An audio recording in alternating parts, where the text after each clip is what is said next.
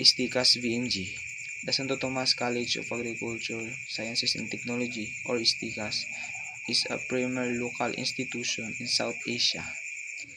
Mission: 1.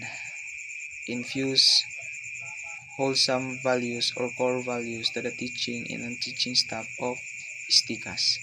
2. Equip graduates with knowledge, skills, attitudes towards global competitiveness. Values: efficiency, excellence, perseverance, humanism, and integrity.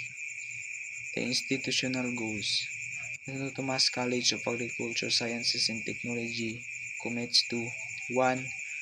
Provide a quality, industry-needed, and tailor-fit educational program. 2. Exposing an educational and cultural excellence.